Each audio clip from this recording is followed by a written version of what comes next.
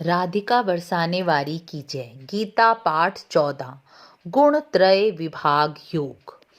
14वें अध्याय में भगवान कृष्ण अपनी ब्रह्म रूप प्रकृति और उसके 3 गुण यानी त्रिगुणमयी प्रकृति के बारे में ज्ञान प्रदान करेंगे, जिसको जानकर पहले और अब तक कई ऋषि मुनि, योगी, संत उस पर ब्रह्म को प्राप्त कर लिए हैं और ना जाने कितने लोग प्राप्त करेंगे और दोबारा सृष्टि में वह जन्म नहीं लेंगे और ना ही प्रलय काल आने पर व्याकुल होंगे और दुखी होंगे।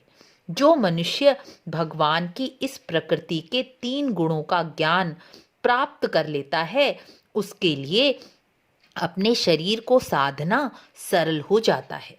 श्री कृष्ण कहते हैं, मेरी ब्रह्म रूप प्रकृति यानी त्रिगुणमयी माया ही सब लोकों और सृष्टि के सभी पदार्थों और वस्तुओं को उत्पन्न करने वाली योनि अर्थात गर्भाधान का स्थान है और उस प्रकृति रूपी योनि में मैं परम पुरुष चेतन रूप बीज का स्थापन करता हूँ अर्थात जड़ और चेतन के संयोग से अर्थात पुरुष और प्रकृति के संयोग से सभी लोकों और सृष्टि के सभी जीवों पदार्थों की उत्पत्ति होती है।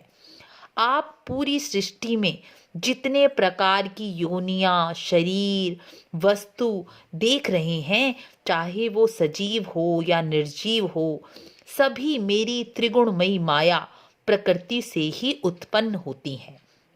यानी मेरी त्रिगुणमयी माया गर्भ धारण करने वाली माता है और मैं चेतन रूप बीज को स्थापित करने वाला पिता हूँ।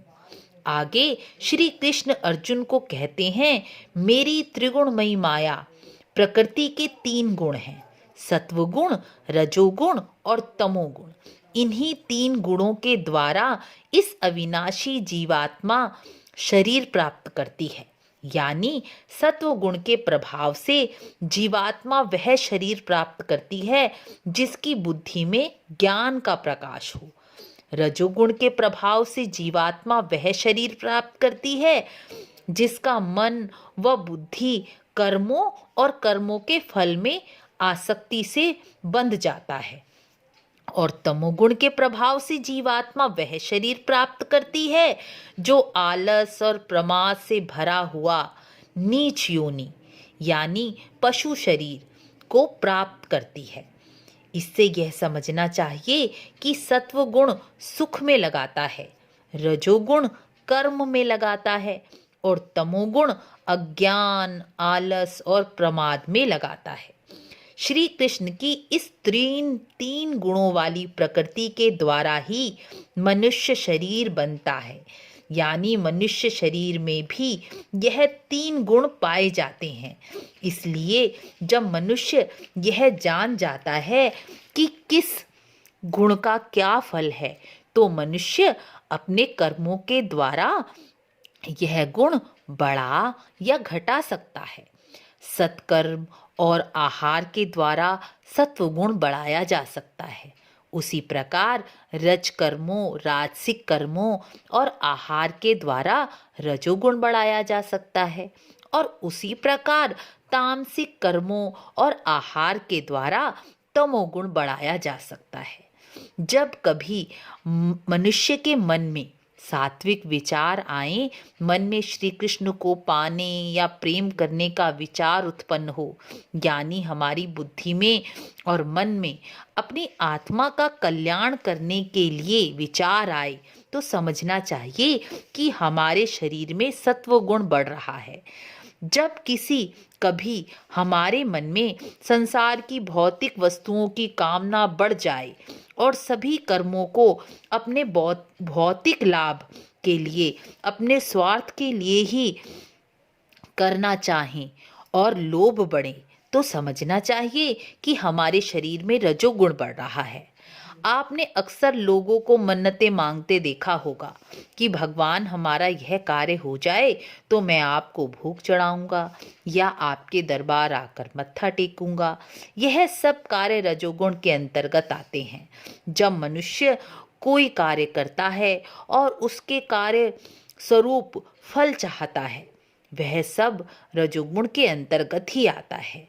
जब मनुष्य का मन और बुद्धि दोनों अज्ञान से ढक जाएं, मनुष्य आलसी, प्रमादी, नशेड़ी, मांस मदिरा खाने पीने वाला और अपने हित के लिए, अपने फायदे के लिए दूसरों को नुकसान भी पहुंचा दिया जाए तो ऐसा समझना चाहिए कि उस मनुष्य का तमोगुण बढ़ा हुआ है और ऐसे मनुष्य दोबारा मनुष्य योनि में नहीं आते। इसलिए हमें रजोगुण और तमोगुण संबंधी कर्म और आहार छोड़ देने चाहिए तो हमारा सत्वगुण ही बढ़ेगा। और यदि हम सत्वगुण और रजोगुण संबंधी कर्म और आहार छोड़ देंगे तो हमारा तमोगुण बढ़ जाएगा और हम अपने ही नाश का कारण बन जाएंगे।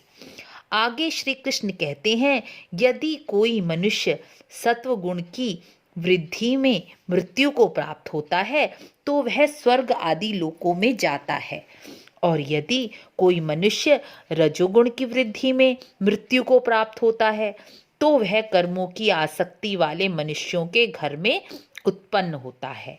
और जो मनुष्य तमोगुण के बढ़ने पर मृत्यु को प्राप्त होता है वह मनुष्य कीड़े मकोड़े पशु यानी नीच योनियों में उत्पन्न होता है, क्योंकि सात्विक कर्म हमें सुख, ज्ञान और निर्मल बुद्धि प्रदान करते हैं।